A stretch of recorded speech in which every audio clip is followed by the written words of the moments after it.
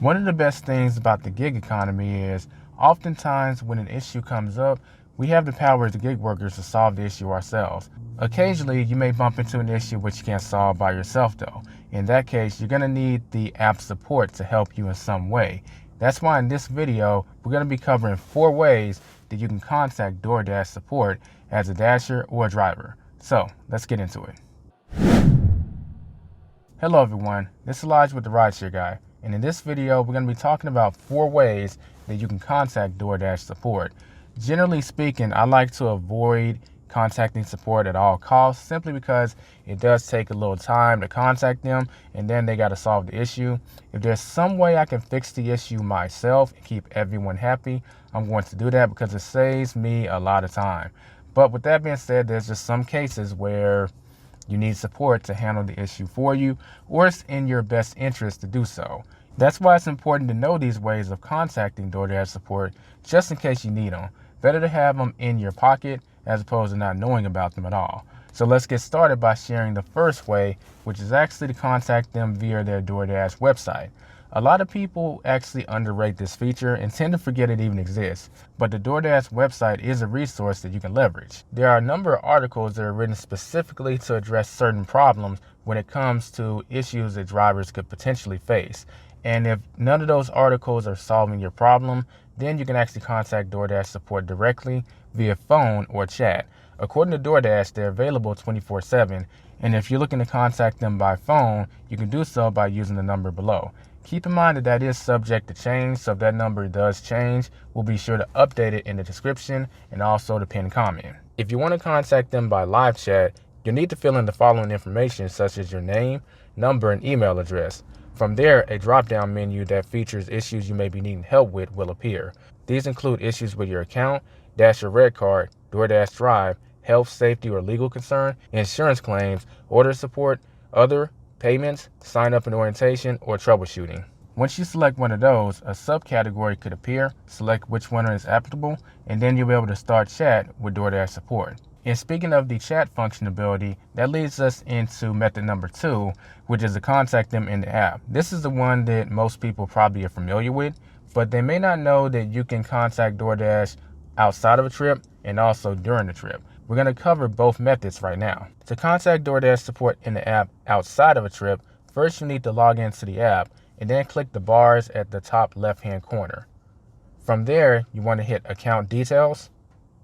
Then there's going to be a question mark in the top right-hand corner. Click on that, and from there you want to select Dasher help. Once you've completed those steps, the same chat steps apply as when you visit the website. It's going to have categories for you to pick from. You pick a subcategory, and then they're going to put you in contact with a chat agent. If you want to contact Doordash during the trip, you just click the question mark in the top right-hand corner and Dasher help. So pretty much the last 2 pages of if you were doing it outside of a trip. Not that much difference. The third way that you can contact Doordash is contacting them through social media. Doordash has a Facebook page as well as a Twitter page, and you can use these mediums to contact Doordash.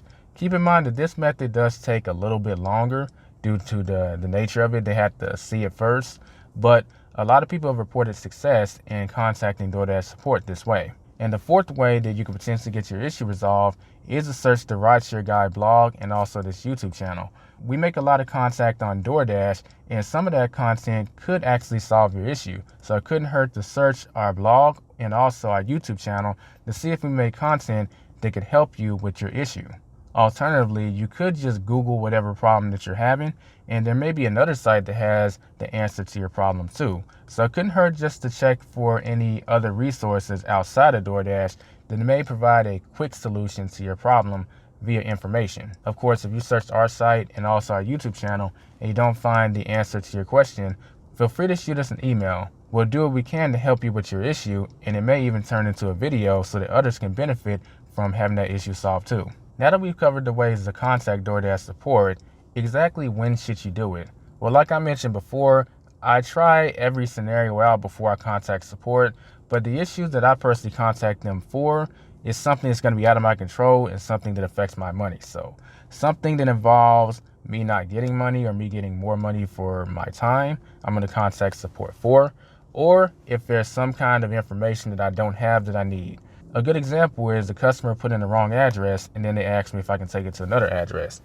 Now, assuming it's not a scam, because sometimes that is a scam, I'm going to contact DoorDash Support, let them know, and ask them how much I'm going to be compensated for it. If it makes sense, then I'm going to drop that off. Well, if I didn't contact support to do that whole process, then I wouldn't be getting paid for those extra miles, and that's just simply not going to happen. Another reason I might contact support is if the restaurant says they're out of a particular item and they need to contact the customer for whatever reason, I just contact support and let them contact the customer so that they can handle it. I kind of do that as an insurance policy because I just want to be seen as the person that picked up the food. If I'm seen in any way being involved with the order, then if they find one little thing wrong, they're probably going to rate me down.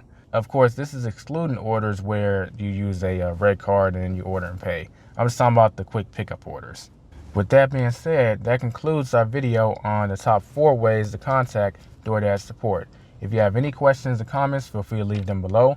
And if you haven't signed up for DoorDash and you have an interest in doing so, you can sign up using the link in the description and also in the pinned comment. We publish new videos every single week, so if you want more content on DoorDash, be sure to subscribe, like the video if you found value in it, and turn on notifications so you can be notified when we drop another video. This is Elijah out. Be safe, be profitable.